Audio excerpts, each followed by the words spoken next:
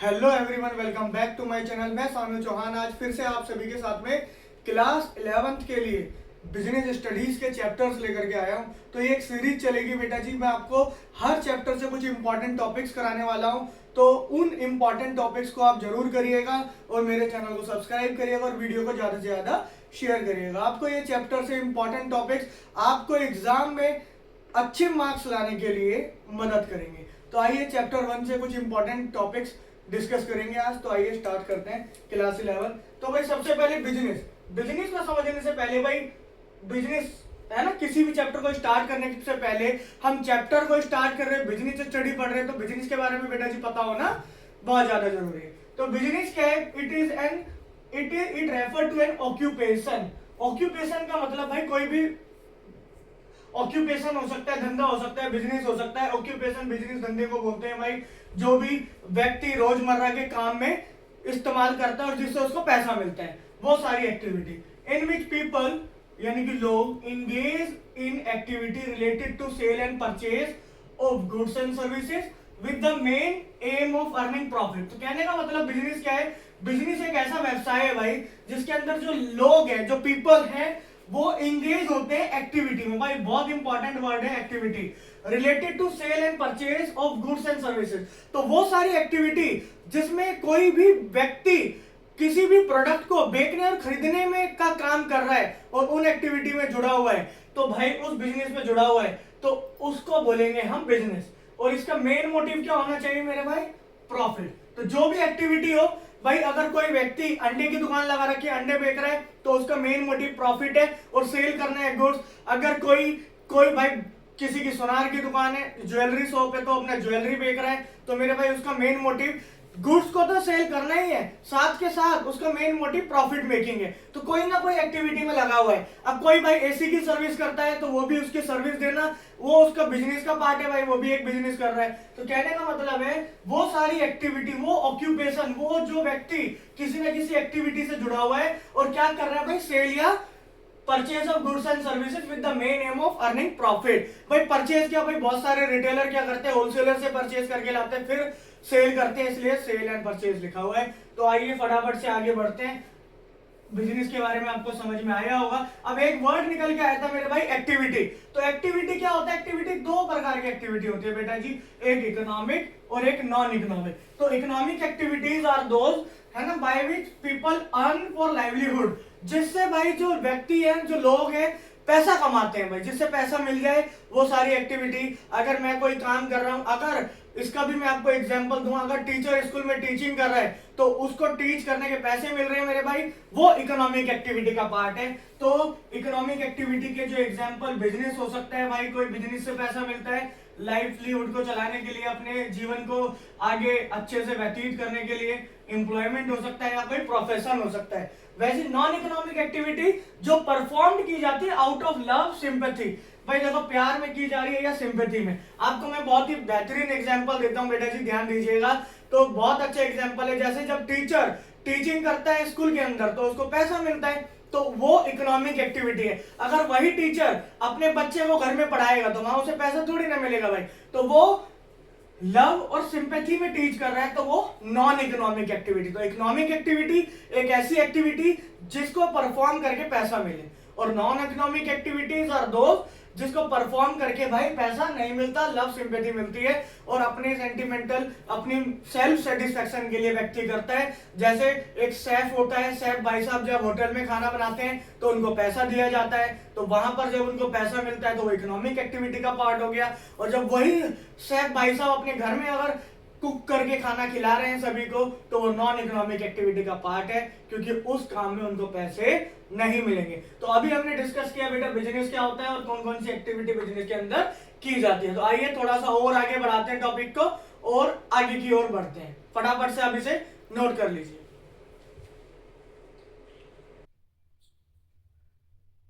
तो जैसा कि आपने अभी नोट कर लिया था, हमने बिजनेस और बिजनेस की एक्टिविटीज के बारे में चर्चा की थी, इकोनॉमिक एक्टिविटी और नॉन इकोनॉमिक एक्टिविटीज। तो बहुत इंपॉर्टेंट टॉपिक है बेटा जी, पेपर में पूछ लिया जाता है। आसान सी भाषा में आपको मैं समझा रहा हूं कि बिजनेस में कैरेक्टरिस्टिक्स, बिजनेस एक्टिविटी के कैरेक्टरिस्टिक। तो भाई ध्यान से समझेंगे। Characteristics of business activity, characteristics बोल लो, फीचर्स बोल लो, है ना।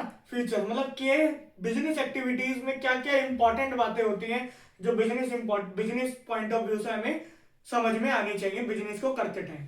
तो भाई ध्यान दीजिए, सबसे पहले बिजनेस जो है वो एक इकोनॉमिक एक्टिविटी है। तो इसके बारे में हमने लिखा है it is an economic activity. तो जैसे कि आपको बताया अभी थोड़ी देर पहले, क्योंकि इकोनॉमिक एक्टिविटी क्यों है, क्योंकि भाई अगर हम बिजनेस करते हैं तो हमें पैसा मिलता है, और जिस काम को करके हमें पैसा मिले वो इकोनॉमिक एक्टिविटी होती है। तो इसीलिए बेटा जी पहला ही पॉइंट लिखा इकोनॉमिक एक्टिविटी। क्यों? क्योंकि it is an economic activity, it's main motive is to earn profit, livelihood, not the sympathy and emotion. तो इसका जो मेन मकसद है मेरे भाई, या तो प्रॉफिट कमाना है या लाइवलीहुड, भाई इतना पैसा मिल जाए कि बंदे की रोटी कपड़ा मकान का जुगाड़ हो जाए। उसका सिंपैथी से काम नहीं चलता भाई। एक बात बोली जाती है कि भाई बातों से घर नहीं चलता, काम करना पड़ता है, और काम करने से ही पैसा मिलता है। तो वो जो बोलते हैं ना भाई कि काम करना चाहिए, वही इकोनॉमिक एक्टिविटी की बात बोली जा रही है कि जब तक काम नहीं करोगे पैसा नहीं आएगा, पैसा नहीं आएगा तो जीवन नहीं चल पाएगा। तो सबसे पहले क्या है, बिजनेस एक इकोनॉमिक एक्टिविटी।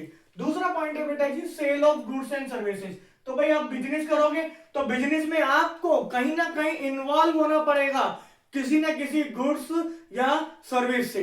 तो भाई आप कुछ भी गुड्स सेल कर सकते हो, आप भाई फर्नीचर की शॉप ओपन कर सकते हो, भाई इलेक्ट्रीशियन अगर आपने सर्विस देनी है इलेक्ट्रीशियन बन सकते हो, कोई बार्बर शॉप ओपन कर सकते हो, भाई बहुत बड़ा बड़ा बिजनेस भी कर सकते हो आप। ठीक है भाई, आप ट्रांसपोर्ट का बिजनेस कर सकते हो, सर्विस प्रोवाइड करो, इंश्योरेंस की सर्विस प्रोवाइड करो, बैंक खोल लो भाई प्राइवेट, वो भी सर्विस है। तो ये सारी सर्विसेज है। गुड्स आप कोई से भी, आप जितने भी आप प्रोडक्ट आप मार्केट से परचेज कर रहे हैं, चाहे वो मोबाइल फोन से लेकर के कार तक, तो वो सारे गुड्स है। तो मेरे भाई साहब बिजनेस है, तो बिजनेस इन्वॉल्व एक्सचेंज। तो बिजनेस के अंदर एक्सचेंज होता है मेरे भाई। आप दुकान पर जाओगे ना, आपने दुकान पर जाकर अंडा ब्रेड भी खरीद लिया तो वहां पैसे दोगे आप, तब जाके आपको वो आपको गुड्स प्रोवाइड करेंगे। तो एक्सचेंज होगा एंड सेल ऑफ गुड्स और services in between seller and buyer. तो भाई इंपॉर्टेंट बात क्या है कि बिजनेस को करने के लिए वहां पर एक सेलर और एक बायर का होना बहुत जरूरी है, क्योंकि अपने एक बंदा तो कोई बिजनेस कर नहीं सकता मेरे भाई, सेलर और बायर का होना जरूरी है। इसलिए बिजनेस में एक्टिविटी के अंदर दूसरा कैरेक्टरिस्टिक्स हमने बोला है sale of goods and service. अब देखो भाई, पहले आपने इकोनॉमिक एक्टिविटी बता दिया, अब sale of goods and services बता दिया। अब इतना काम करोगे तो भाई प्रॉफिट तो कमाओगे ना भाई, बिना प्रॉफिट के तो भाई जीवन नहीं चलेगा। तो एक और इंपॉर्टेंट पॉइंट बनता है प्रॉफिट। तो business can't survive for long period without earning profit. तो भाई देखो, अगर बिजनेस को लंबे समय तक चलाना चाहते हो तो आपको प्रॉफिट कमाना पड़ेगा। अगर आप प्रॉफिट अर्न नहीं करोगे तो बिजनेस डाउन हो जाएगा और आप बिजनेस को वाइंड अप करने के कगार पे आ जाएंगे। तो बिजनेस करें तो बिजनेस में प्रॉफिट कमाने के लिए ही हर व्यक्ति बिजनेस करता है। तो इसलिए पहली लाइन लिखी गई है business can't survive for a long period without earning profit. और profit is the main purpose of business. Profit क्या है भाई, मेन पर्पस है बिजनेस का। So by making larger number of sale, भाई देखो प्रॉफिट कब होगा, जब आप सेल ज्यादा करोगे। और बिजनेसमैन को क्या होगा भाई, हायर प्रॉफिट। अगर आप सेल ज्यादा करेंगे तो प्रॉफिट भी ज्यादा होने वाला है भाई, तभी बिजनेस करने का मजा आता है। सेल बढ़ाओ, प्रॉफिट बढ़ाओ। चाइना यही करता है। चाइना के प्रोडक्ट आज मार्केट में दुनिया भर के अवेलेबल है, क्योंकि वहां पर उन्होंने क्या करा, वो नंबर पर ध्यान देते हैं मेरे भाई, ध्यान दीजिएगा। जो बिजनेस नंबर पर ध्यान देगा, नंबर ज्यादा होंगे, प्रॉफिट भले ही थोड़ा कम हो, सेल ज्यादा होगी तो प्रॉफिट अपने आप ज्यादा बन जाएगा और मार्केट में रीच बढ़ेगी। हर व्यक्ति के हाथ में फोन, आपने देखा होगा ओप्पो वीवो आज की डेट में बहुत ज्यादा लोगों के पास है। अब मेड इन इंडिया भले ही लिखा हुआ आता है। आगे बढ़ते हैं फटाफट से। अगला है भाई अनसर्टेनिटी ऑफ रिटर्न। भाई देखो, बिजनेस कर रहे हो तो बिजनेस में जरूरी नहीं है कि भाई प्रॉफिट ही होगा, क्योंकि समय के साथ साथ चीजें बदलती हैं। ठीक है मेरे भाई, तो चीजें बदलेंगी तो लोगों के टेस्ट भी बदलते हैं, प्रेफरेंसेस भी बदलते हैं। अब आप भाई ठंड के मौसम में आइसक्रीम की तो डिमांड नहीं होगी ना मेरे भाई, आइसक्रीम की तो डिमांड कम होगी, तो आइसक्रीम वाले का बिजनेस डाउन हो जाता है। आइसक्रीम का बिजनेस केवल पार्टी वार्टी में ही चलता है, बाकी तो आइसक्रीम का बिजनेस डाउन हो जाता है। आपने देखा होगा बाकी के बिजनेस स्टार्ट हो जाते हैं, जैसे गाजर का हलवा बहुत बिक रहा है भाई, ठंड हो रही है, लोग गाजर का हलवा खा रहे हैं दुकान से खरीद खरीद के, तो वो बिजनेस पकड़ता है भाई। ठंड के कपड़े बिक रहे हैं भाई, जैकेट बिक रही है, ठीक है ना। आगे बढ़ते हैं, थोड़ा अनसर्टेनिटी ऑफ रिस्क के बारे में पढ़ते हैं। Return, there is always a possibility of loss in the business because the business environment is dynamic. भाई बहुत इंपॉर्टेंट बात लिखी है कि जो बिजनेस का एनवायरमेंट है वो डायनामिक होता है। भाई बिजनेस का जो एनवायरमेंट है वो बदलता रहता है। जैसे एनवायरमेंट बदला, अब इंडिया के अंदर क्या है भाई, हम दिल्ली में रहते हैं, दिल्ली में ठंड भी आती है, गर्मियां भी आती है, बारिश भी आती है, सारे मौसम आते हैं भाई। तो उसी के हिसाब से लोगों की चेंजेस होते हैं, टेस्ट बदलते हैं भाई, प्रेफरेंसेस बदलते हैं। अब ठंड में जैकेट चाहिए तो जैकेट की डिमांड्स बढ़ेंगी, ठीक है भाई, तो उन लोगों को फायदा होगा।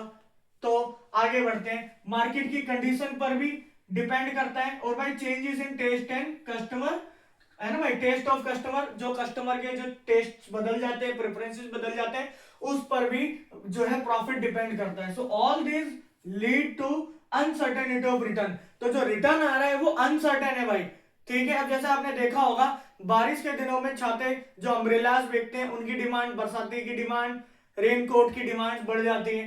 तो वो एक बिजनेस होता है वहां पर उन लोगों के लिए बेहतर, ठीक है।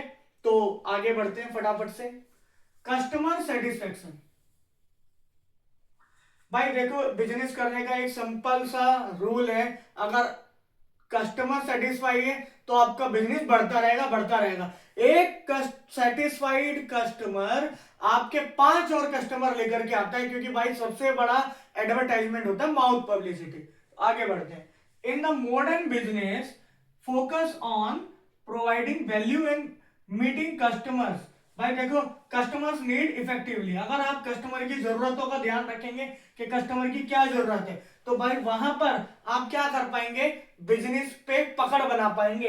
As satisfied customer ensure repeat business and success. तो जब कस्टमर सेटिस्फाई होता है तो बिजनेस भी लेकर के आता है, और जब बिजनेस आता है ना मेरे भाई, तो प्रॉफिट अपने आप बढ़ता है। तो ध्यान से पांचों कैरेक्टरिस्टिक्स नोट कर लीजिए। पहला हमने बताया कि इकोनॉमिक एक्टिविटी है, दूसरा बताया sale of goods and services, तीसरा बताया मेरा भाई प्रॉफिट, और चौथा मेरा uncertainty of risk, return, risk आप कह सकते हैं। और पांचवा मेरे भाई ये हमने बताया कस्टमर सेटिस्फेक्शन, कि कस्टमर को सेटिस्फाई करना भी जरूरी है। तो फटाफट से नोट करिए, इसके बाद हम स्टार्ट करते हैं इसके टॉपिक के अगले वाले टॉपिक, नोट करिए। तो बेटा जी अगला टॉपिक बहुत इंपॉर्टेंट टॉपिक है, जो अक्सर एग्जाम में पूछा जाता है कि भाई difference between business, profession and employment. तो बहुत ही आसान सा डिफरेंस होता है और हमें पता होना बहुत जरूरी है। बहुत ज्यादा कंफ्यूजन होती है, तो आइए इस कंफ्यूजन को दूर करते हैं। तो पहला ही पॉइंट है भाई नेचर ऑफ वर्क। तो जैसा कि आपको पता है बिजनेस के अंदर क्या होता है, बिजनेस के अंदर हम गुड्स और सर्विसेज प्रोवाइड करते हैं। और क्यों प्रोवाइड करते हैं, ताकि जो व्यक्ति है, जो ह्यूमन है, वो सेटिस्फाई हो सके। अगर हमारा कस्टमर सेटिस्फाई होगा तो हमें और बिजनेस मिलेगा। आगे भाई प्रोफेशन में rendering of personal personal services या पर्सनलाइज्ड सर्विसेज रेंडर करता है बंदा। जैसे कि कोई डॉक्टर की सर्विसेज दे रहा है, कोई चार्टर्ड अकाउंटेंट की सर्विसेज दे रहा है सीए, या कोई वकील है तो वो अपनी सर्विसेज दे रहा है। तो मेरे भाई एम्प्लॉयमेंट की अगर बात करें तो performing work as per service contract. तो भाई एम्प्लॉयमेंट के अंदर क्या होता है कि भाई जो भी जॉब पर जॉब, एक तरीके से जॉब की बात की जा रही है एम्प्लॉयमेंट में, तो भाई वहां पर किसी के अंडर काम किया जाता है, और एज पर कॉन्ट्रैक्ट, जैसा कॉन्ट्रैक्ट होता है उसी के हिसाब से उस व्यक्ति के टास्क दिए जाते हैं उसको। तो आगे हम बात करें क्वालिफिकेशन की, तो भाई बिजनेस करने के लिए कोई क्वालिफिकेशन की जरूरत नहीं है। तो बिजनेस 5 तरीके से बिजनेस किए जा सकते हैं। सोल प्रोप्राइटरशिप किया जा सकता है मेरे भाई, है ना, जो हम आगे पढ़ने वाले हैं, आपको मैं जानकारी के लिए बता देता हूं। सोल प्रोप्राइटरशिप बिजनेस कर सकता है भाई, कोई पार्टनरशिप फर्म का बिजनेस कर सकता है, ट्रस्ट ओपन कर सकता है, एचयूएफ कर सकता है, या कोई कंपनी खोल सकता है। जैसे 5 उंगली होती है तो 5 तरीके के बिजनेस होते हैं। तो वैसे ही भाई कोई भी बिजनेस करने के लिए क्वालिफिकेशन की आपको ही रिक्वायरमेंट नहीं है। अब प्रोफेशन में भाई एक्सपर्टीज और ट्रेनिंग की जरूरत होती है, कि भाई अगर व्यक्ति डॉक्टर बन रहा है तो उसको डॉक्टर की डिग्री एमबीबीएस होना उसके पास जरूरी है, और अगर चाहिए तो यहां पर एक्सपर्टीज इंपॉर्टेंट है। तो या कोई स्पेशलाइज्ड कोर्स किया हो, उससे किसी भी, कोई इलेक्ट्रीशियन है तो उसके पास कोई कोर्स करा हुआ होना चाहिए भाई, सर्टिफिकेट हो, तो वो ये काम जानता है। भाई एम्प्लॉयमेंट की बात करें, depend upon nature of job, depend upon nature of job. तो जो नेचर ऑफ जॉब है, अलग अलग हमें जॉब्स के लिए अलग अलग क्वालिफिकेशन की जरूरत होती है। तो कहीं पर क्वालिफिकेशन ज्यादा, किसी किसी पर्टिकुलर टास्क में, पर्टिकुलर पद पर जो व्यक्ति का पद जो दिया गया है उस पर भाई, जैसे क्लरिकल है तो 12th पास भी ले लिया जाता है, कोई मैनेजर है तो ग्रेजुएट लेवल पे मांगा जा रहा है। तो डिपेंड करता है नेचर ऑफ वर्क कि क्या टास्क उसको दिया जा रहा है। तो आइए आगे बढ़ते हैं भाई। इन्वेस्टमेंट की बात करें तो बिजनेस के अंदर सबसे ज्यादा इन्वेस्टमेंट किया जाता है, बट बिजनेस के इन्वेस्टमेंट के ऊपर डिपेंड करता है कि उसके स्केल ऑफ बिजनेस, कि बिजनेस कितना बड़ा है। ज्यादा बड़ा बिजनेस होगा तो ज्यादा इन्वेस्टमेंट, कम बड़ा होगा तो छोटा बिजनेस होगा तो कम इन्वेस्टमेंट। अगर मैं प्रोफेशन की बात करूं तो यहाँ पर लिमिटेड पैसे जो लगाना होता है, लिमिटेड लगाना होता है, और एम्प्लॉयमेंट में कोई पैसा लगाने की जरूरत नहीं है भाई। नौकरी पे जाओ, सारा पैसा जिसका बिजनेस है, जिसकी कंपनी है, जिसकी फैक्ट्री है, वही लगाएंगे। आगे बढ़ते हैं। रिस्क, बिजनेस में बहुत ज्यादा रिस्क होता है, प्रोफेशन में थोड़ा कम होता है, एम्प्लॉयमेंट में कोई रिस्क नहीं है भाई, आपको तो तनख्वाह मिलनी है। आगे उसी की बात कर रहे हैं, रिवॉर्ड की। यहाँ पर प्रॉफिट मिलता है या इनको फीस दी जाती है, डॉक्टर अपनी फीस लेता है भाई। सैलरी और वेजेस, एम्प्लॉयमेंट में सैलरी और वेजेस दी जाती है। लास्ट एग्जांपल की बात करूं तो भाई बिजनेस कोई फैक्ट्री हो सकती है, कोई दुकान हो सकती है, कोई फैक्ट्री हो सकती है। प्रोफेशन की बात करूं, कोई सीए भाई हो सकते हैं, हमारे डॉक्टर हो सकते हैं भाई बहन, है ना। और एम्प्लॉयमेंट में जॉब कर सकते हैं हम इन्हीं की फैक्ट्री या कंपनी के अंदर। तो भाई ये था बिजनेस, प्रोफेशन और एम्प्लॉयमेंट के बीच में डिफरेंस। तो इसको भी फटाफट से नोट कर लीजिए, और इस चैप्टर को हम अंत की ओर बढ़ा रहे हैं। ये कुछ इंपॉर्टेंट टॉपिक थे जो आपको इस चैप्टर से पता होना बहुत ज्यादा जरूरी है, तो फटाफट नोट करिए।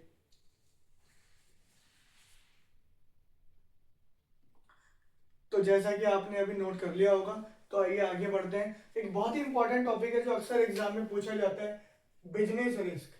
तो भाई देखो, बिजनेस में तो रिस्क होता है भाई, है ना। अगर आपने बिजनेस में रिस्क नहीं लिया तो आप ऊंचाइयों पे नहीं जा पाएंगे। बोला जाता है कि भाई जो ज्यादा, जितना ज्यादा रिस्क लेता है उतना ज्यादा चांस होता है उसके पास प्रॉफिट को अर्न करने का। तो मेरे भाई ध्यान देंगे, बिजनेस रिस्क होता है क्या, it is the possibility of lower profits. तो भाई इसके अंदर क्या पॉसिबिलिटी होती है, ये कम प्रॉफिट हो या इवन लॉसेस, लॉसेस भी हो सकते हैं जो कि अनएक्सपेक्टेड इवेंट्स के कारण हो सकते हैं। जैसे भाई चेंज, टेस्ट बदल गया कस्टमर का, कंपटीशन बढ़ गया मार्केट में, टेक्नोलॉजी बदल गई, या कोई नेचुरल डिजास्टर आ गई। तो ऐसे कुछ कारण होते हैं जिससे बिजनेस के अंदर रिस्क होने की संभावना होती है। अब जैसे कस्टमर की डिमांड भाई दूसरे प्रोडक्ट के प्रति ज्यादा हो गई, हमारा प्रोडक्ट कम पसंद कर रहे हैं लोग, तो ये भी एक हमारा बिजनेस के अंदर रिस्क होता है। तो टेक्नोलॉजी कोई चेंज हो गई, नई टेक्नोलॉजी आ गई, और या बाढ़ आ गई भाई, आग लग गई, ये भी नेचुरल डिजास्टर होते हैं। चेंजिंग टास्क, ये सॉरी चेंजिंग टेस्ट। तो यहाँ पर ये बेटा जी टेस्ट लिखा हुआ है। अगर भाई हमारे कस्टमर का टेस्ट ही बदल जाए, भाई पहले वो लोग कोक पीना पसंद करते थे, अब कोक की जगह भाई लिम्का ही पी रहे हैं, या कोई दूसरा प्रोडक्ट पी रहे हैं, माजा पी रहे हैं, माजा। तो भाई ऐसे टाइम पर क्या होगा, जब तो बिजनेस के अंदर तो रिस्क है, कोक वाले को तो नुकसान होगा ना भाई। जैसे अभी इंडिया में क्या हुआ था कि भाई इंडिया के हमें प्रोडक्ट, मेक इन इंडिया में इंडिया के प्रोडक्ट लेने थे भाई, चाइना के प्रोडक्ट का बहिष्कार कर रहे थे हम कुछ टाइम पहले। तो जब इंडिया के प्रोडक्ट का हम यूज करें तो इंडिया की जो कंपनीज थी, जो फैक्ट्रीज थी, उनको फायदा हो रहा था बजाय चाइना के। तो वहां उनका बिजनेस रिस्क बढ़ गया, हमारे लोगों को फायदा हो गया। तो आगे बढ़ते हैं बेटा, यहाँ पर एक और इम्पॉर्टेंट टॉपिक है इसी के साथ में, नेचर। तो क्या कैसे कैसे कैसे क्या क्या कारण होते हैं भाई जो बिजनेस में रिस्क होता है। पहला मेरे भाई, अराइज फ्रॉम अनसर्टेनिटी। तो अनसर्टेनिटी भाई, बिजनेस में कोई सर्टेन चीजें नहीं होती, अनसर्टेन होती है भाई, सबको ही पता है कि ये क्या होता है। It is a situation when you do not know what will happen in the future, कि भाई हमें पता ही नहीं, ये एक ऐसी सिचुएशन होती है जो मुझे पता ही नहीं भविष्य में क्या होने वाला है, भविष्य में मेरा प्रोडक्ट बिकेगा या नहीं बिकेगा। तो लेकिन बिजनेस तो करना है, अनएक्सपेक्टेड है चीजें, तो भाई बिजनेस करना होता है, इसलिए रिस्क लिया जाता है। It affecting a firm include change in government policy. भाई देखो, भविष्य में गवर्नमेंट की पॉलिसी बदल गई तो बिजनेस में कोई बदलाव आ गया पॉलिसी में, तो मेरा बिजनेस डाउन हो सकता है। या डिमांड में चेंज हो गया कि भाई लोगों की डिमांड बदल गई या टेक्नोलॉजी बदल गई, वही बातें जो मैंने ऊपर बताई। तो अनसर्टेनिटी बहुत ज्यादा होती है बिजनेस के अंदर, इसलिए बिजनेस के अंदर रिस्क बना ही रहता है, क्योंकि बेटा जी हमें पता ही नहीं होता कि भविष्य में क्या होने वाला है। तो अगला पॉइंट है भाई, इसेंशियल टू बिजनेस। तो बिजनेस में ना रिस्क होना भी बहुत जरूरी है भाई, अगर बिजनेस में रिस्क नहीं लेंगे तो हम आगे नहीं बढ़ पाएंगे। तो इसमें लिखा हुआ है कि एवरी बिजनेस फेसेस रिस्क, हर बिजनेस रिस्क फेस करता है। तो भाई it can't fully avoided, only manage. तो भाई जो कंपनी या फैक्ट्री रिस्क को मैनेज कर लेती है वो बड़ी ऊंचाइयों पे पहुंच जाती है, जो लोग मैनेज नहीं कर पाते वो छोटे ही रह जाते हैं। तो बड़ा करना है तो बड़ा सोचना पड़ेगा, और बड़े सोचने के लिए बड़ा मैनेज भी करना पड़ेगा आपको रिस्क को। तो भाई वही लिखा हुआ है कि एवरी बिजनेस फेसेस रिस्क और it can't fully avoided, avoid नहीं किया जा सकता, केवल मैनेज किया जा सकता है। तो हर बिजनेस को अपने रिस्क को मैनेज करना आना चाहिए। तो भाई प्रॉफिट इज द रिवॉर्ड। तो प्रॉफिट एक ऐसा प्रॉफिट रिवॉर्ड होता है जो रिस्क को मैनेज करने में भाई बड़ी मदद करता है। अगर भाई रिस्क है, रिस्क आप तभी ले पाओगे जब आपके पास पैसा होगा। भाई पैसे से चलती है सारी चीजें। तो पैसा होगा तो आप रिस्क ले पाएंगे, अगर रिस्क ले पाएंगे तो आप बिजनेस में कुछ बड़ा कर पाएंगे।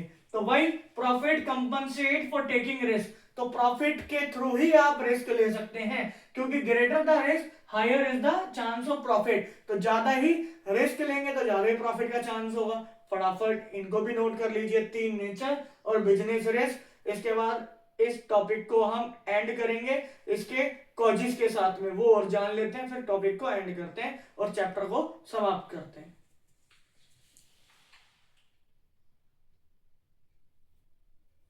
तो बेटा जी आगे की ओर बढ़ते हैं। एक लास्ट टॉपिक है जो बहुत अक्सर पेपर में पूछा जाता है कि भाई कॉजेस ऑफ नेचुरल रिस्क। तो भाई नेचुरल रिस्क, तो जो भी रिस्क बिजनेस में हो रहे हैं तो उन रिस्क के क्या कॉजेस हैं, क्या कारण हो सकते हैं। तो आइए एक एक को ध्यान से समझते हैं। पहला भाई नेचुरल कॉजेस।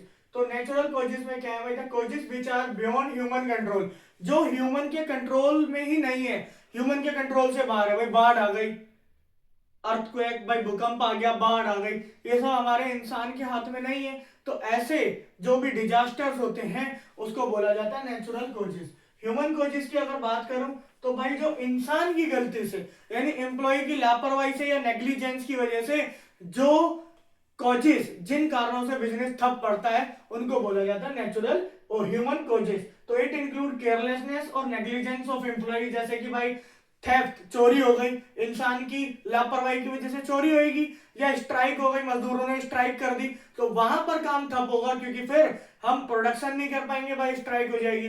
तो कुछ ये कारण है जो सीधा के सीधा ह्यूमन कॉजेस के एग्जांपल है। इकोनॉमिक कॉजेस की अगर बात करूं तो जहां इकोनॉमिक कॉजेस की बात आ गई वहां सरकारी बात आ गई। भाई इकोनॉमिक मतलब सरकार से रिलेट करता है, पूरे देश से रिलेट करता है। भाई प्रोडक्ट की डिमांड में बदलाव हो गया, प्राइस में बदलाव हो गया, या गवर्नमेंट ने कोई पॉलिसी बदल दी, तो इस तरीके के चेंजेस जो है इकोनॉमिक कॉजेस के अंदर आएंगे। तो मैं पढ़ देता हूं, it is related to change of loss due to change in market की कंडीशन, या डिमांड में चेंज, या प्राइस में, या टेक्नोलॉजी में। तो टेक्नोलॉजी में भी चेंज होगा, कोई भी टेक्नोलॉजी बदल सकती है आपकी, है ना, प्राइस बदल सकते हैं, डिमांड बदल सकते हैं। तो ऐसे चेंजेस हमारे जो होने वाले हैं वो इकोनॉमिक कॉजेस के अंदर आने वाले हैं। अब अदर या टेक्नोलॉजिकल या टेक्निकल जिसे आप बोल सकते हैं, बट टेक्निकल अगर मैं कॉजेस की बात करूं तो भाई टेक्निकल में भाई टेक्नोलॉजिकल चेंज हो गया। मेन इसके अंदर जो आता है भाई वो मैकेनिकल फेलियर। भाई कोई मशीन का पार्ट नहीं चल रहा भाई,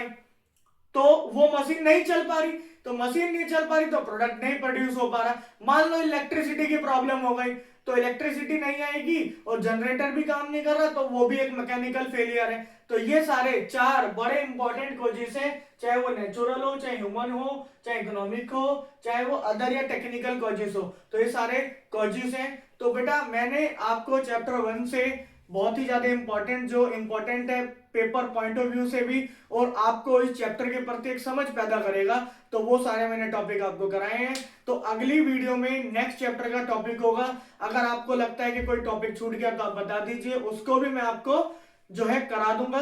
तो मेरे चैनल को ज्यादा से ज्यादा सब्सक्राइब करें और शेयर करें वीडियो को, और वीडियो को अंत तक देखने के लिए धन्यवाद। और मैं आपको हमेशा से कहता हूं कि बेटा जी डोंट ट्रबल योर माता पिता, फटाफट से नोट कर लीजिए, और अगले चैप्टर में और अगले लेक्चर में फिर से मुलाकात होगी। धन्यवाद।